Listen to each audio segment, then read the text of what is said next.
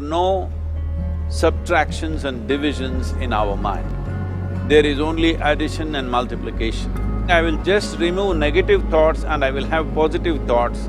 All the best, it's not going to work. It's just that you need to pay little attention as to how it functions. You will see there is a distinction between what is you and what you have gathered.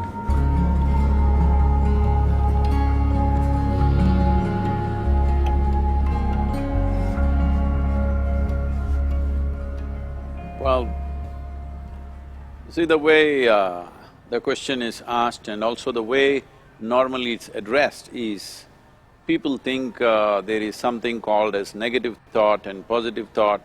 They want to remove the negative thoughts and have only positive thoughts. For such people, I would ask them to just experiment for 10-15 seconds. Let them forcefully remove one thought from their mind. For example, next 10 seconds, just don't think of a monkey. Try not to think of a monkey for next 10 seconds. You will see you will be full of monkeys. So what I'm saying is, this is the nature of your mind, because in this mind, all the three pedals are throttle. There is no brake, there is no clutch. Whatever you touch, it will only go faster. In this kind of mind, people have been taught from moral teachers and religious teachers, do not think about bad things. Well, since then it's been a full-time job. So there is no way you can handle the mind like this. This doesn't need any great enlightenment. If you spend 2 minutes with your eyes closed, you will realize you cannot do anything forcefully with this mind. So, I want to remove negative thoughts.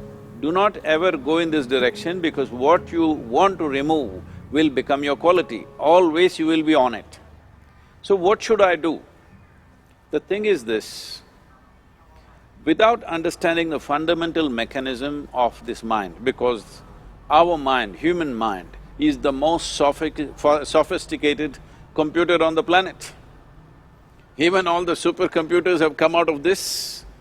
When this is the case, is it not important that we understand the mechanics of how it functions?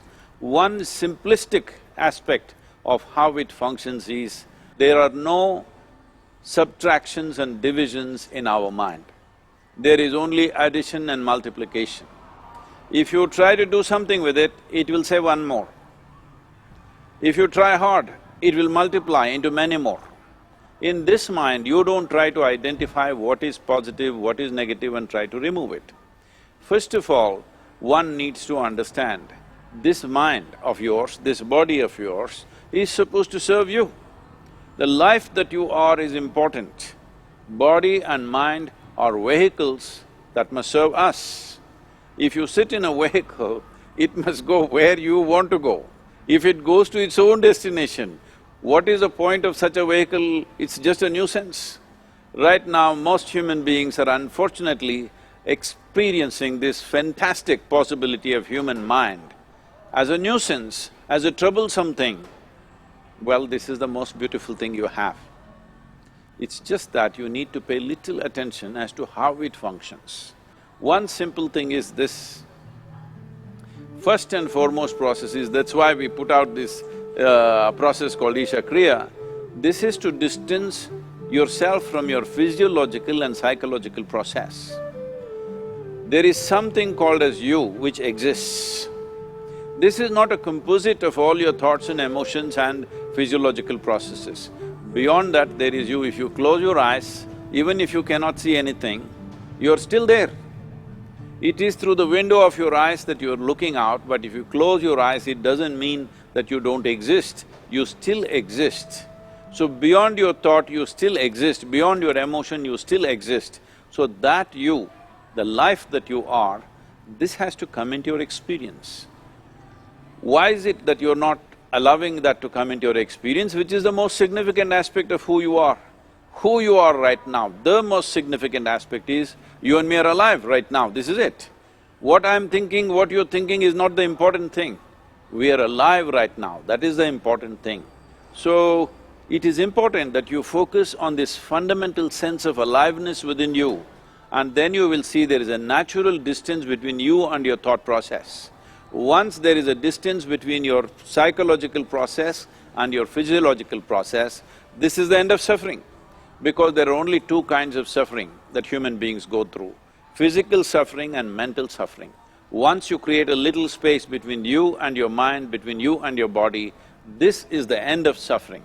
This is something every human being has to experience and know, otherwise thinking I will just remove negative thoughts and I will have positive thoughts, all the best, it's not going to work 100%, it's not going to work because nobody can remove it, they can avoid it for some time. So when negative thoughts come, you say Ram Ram, Shiva Shiva, whatever you want, but this is just avoiding, it's not gone.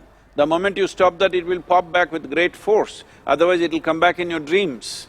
So it's very important, first of all you need to understand your anger, your resentment, your fear, your anxieties, the negativity that you generate. Generally resentment, anger, it is always directed towards somebody. But we need to understand this is poisons that we are drinking and expecting somebody else to die. Fortunately, life doesn't work like that. If I drink poison, I die. If I drink poison, you don't die. So, we need to understand this. When I say poison, today you can have yourself chemically analyzed. Right now, what is your blood work, what it says? 5 minutes of intense anger, check your blood work and see, there will be lots of negative elements in it, literally you're poisoning yourself. So, do you want to poison yourself? Definitely not. Now the very question is coming from certain helplessness, what shall I do?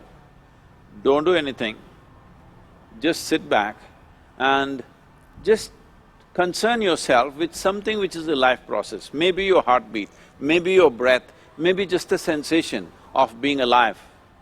Depending upon how sensitive or how perceptive you are, accordingly find something. It could be a sensation in the body, it could be breath, it could be heartbeat, it could be anything, something which indicates life to you.